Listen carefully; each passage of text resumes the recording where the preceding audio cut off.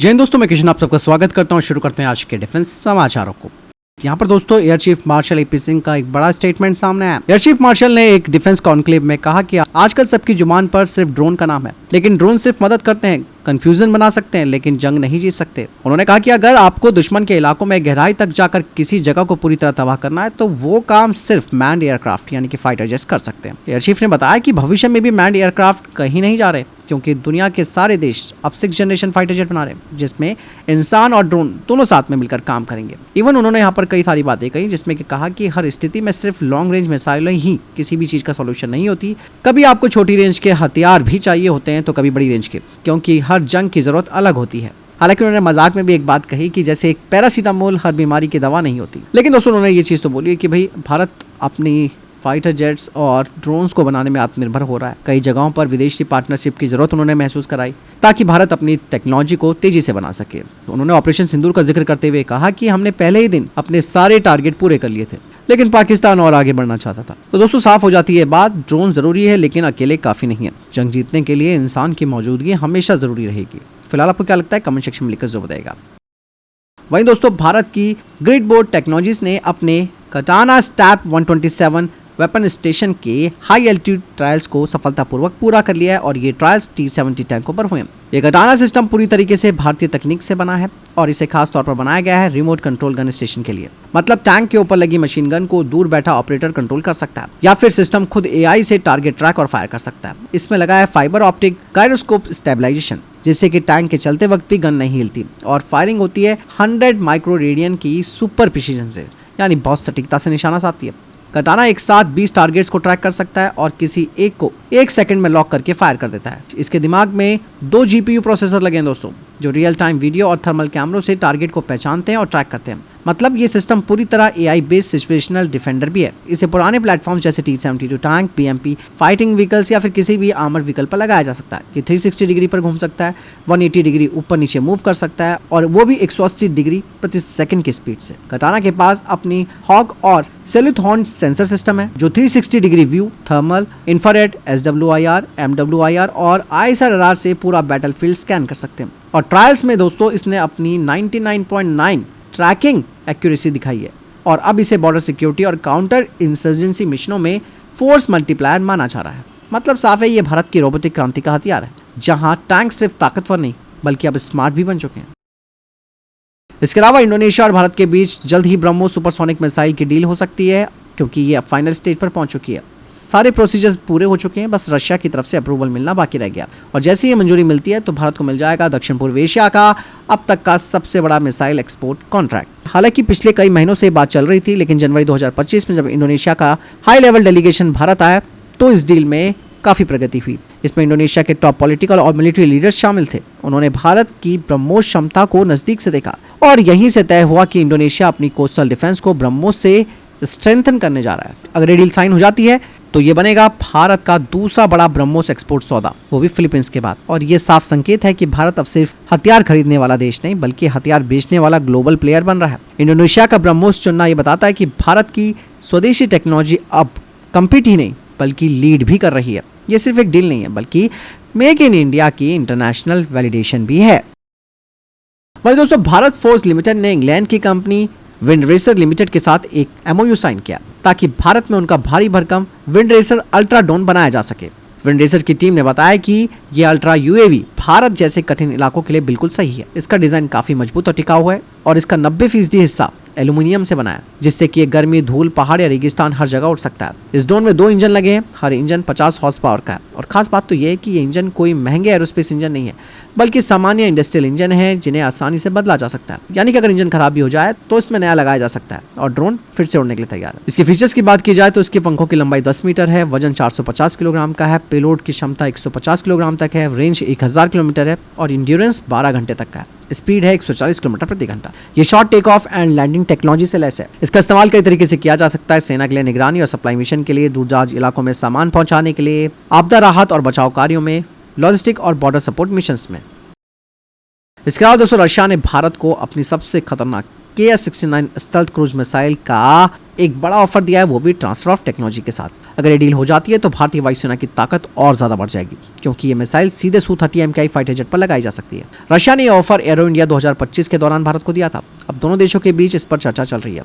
इस समझौते के तहत रशिया न सिर्फ भारत को मिसाइल देगा, बल्कि उसकी पूरी टेक्नोलॉजी और प्रोडक्शन लाइन भारत में ट्रांसफर करेगा, यानी कि मेक इन इंडिया के तहत भारत में इसका निर्माण किया जाएगा। KS-69 दोस्तों एक stealth air launch cruise missile है। रेंज 400 किलोमीटर है, वजन 710 किलोग्राम है और इसमें 310 किलो का हाई एक्सप्लोजिव वॉरहेड लगा होता है। सबसे खास बात यह है कि इसका स्टेल्थ डिजाइन और लो ऑब्जर्वेबल प्रोफाइल है, जो रडार में इसे बिल्कुल अदृश्य बना देता है। वहीं जो भारतीय वायुसेना के Su-30 MKI हैं, वो ब्रह्मोस ये मिसाइल से लैस है, जो कि काफी ताकतवर है। लेकिन इन मिसाइलों का वजन 2.5 टन है, इसलिए हर विमान में सिर्फ एक ब्रह्मोस लग पाती है।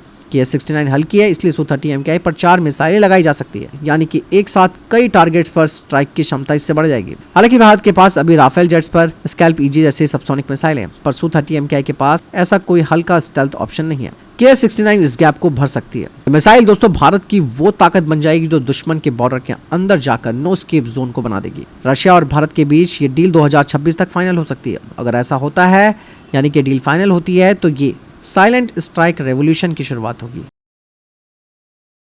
दोस्तों DRDO अब अपनी इलेक्ट्रॉनिक हैवी वेट टॉर्पीडो का एक नया वेरिएंट तैयार कर रहा है, जो कि 800 मीटर की गहराई तक दुश्मन की पनडुब्बियों को निशाना बना सकते हैं। मौजूदा टॉर्पीडो 600 मीटर तक ही जा सकते हैं, जबकि चाइना की शांग क्लास की पनडुब्बियां 700 मीटर तक गोता लगा सकती हैं। इस कमी को दूर करने के लिए DRDO ने तक्षक वेरिएंट बनाने का फैसला लिया है। ये टॉर्पीडो 533 mm का है, 40 नॉट से ज्यादा की स्पीड से चलता है और 300 किलो का वॉरहेड ले जा सकता है। इसे कलवरी क्लास की पनडुब्बियों में लगाया जा रहा है। नए वेरिएंट की मजबूत बॉडी, लिथियम बैटरी और AI बेस्ड नेविगेशन होगा, जिसके साथ ही 800 मीटर की गहराई पर भी काम करेगा। इसका मतलब साफ है कि चाइना की जो पनडुब्बियां गहराई पर काम करती हैं, उनका मुकाबला इसके जरिए किया जा सकता है। इससे भारतीय नौसेना की एंटी सबमरीन वॉरफेयर क्षमता भी मजबूत होगी। नया मॉडल 2027 से 28 तक समुद्री परीक्षणों के लिए तैयार हो सकता है।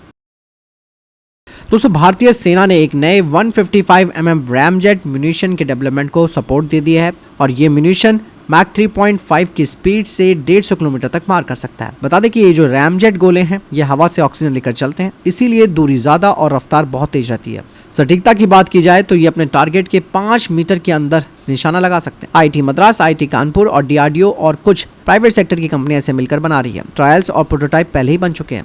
जहां दोस्तों ट्रेडिशनल गोले 20 से 40 किलोमीटर तक ही जा पाते हैं और उनकी सटीकता भी कम होती है, लेकिन यह नया म्यूनिशन दूर से दुश्मन के महत्वपूर्ण ठिकानों को सटीकता से खत्म कर देगा।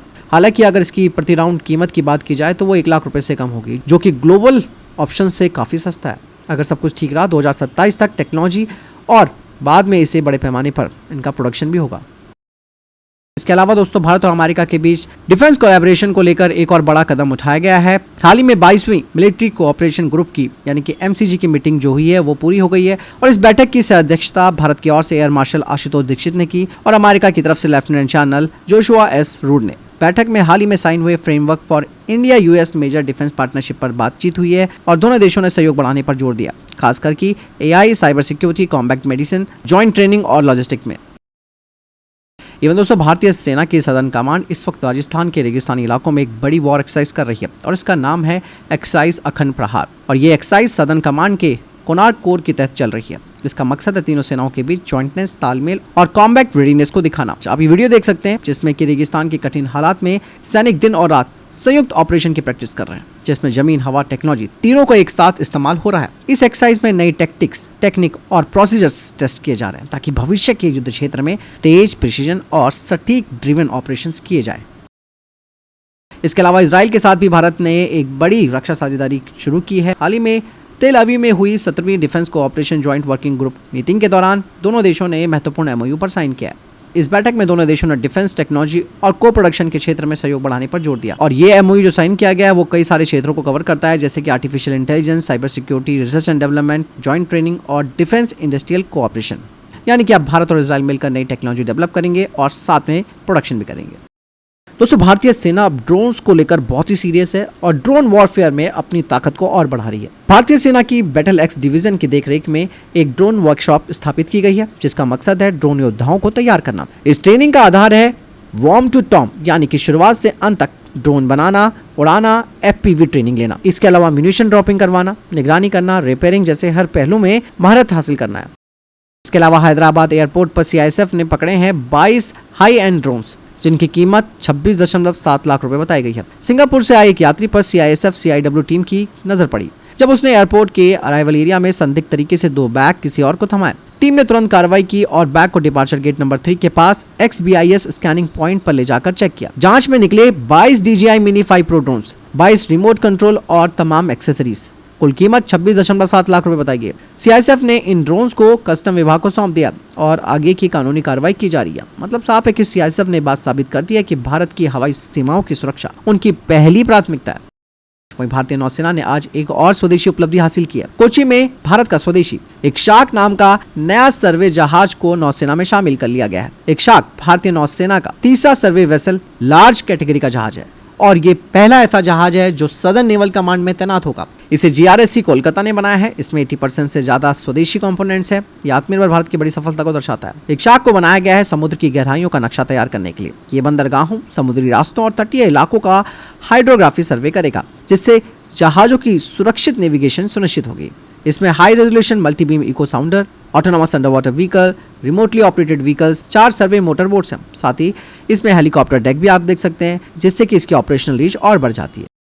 फिलहाल इतने अभी तक के टॉप डिफेंस अपडेट। वीडियो के सामने कोई प्रश्न जवाब है, आपको कोई सवाल है, कमेंट सेक्शन में लिखकर जरूर पूछ सकते हैं। वीडियो को लाइक और शेयर जरूर कीजिएगा। जय हिंद, वंदे मातरम।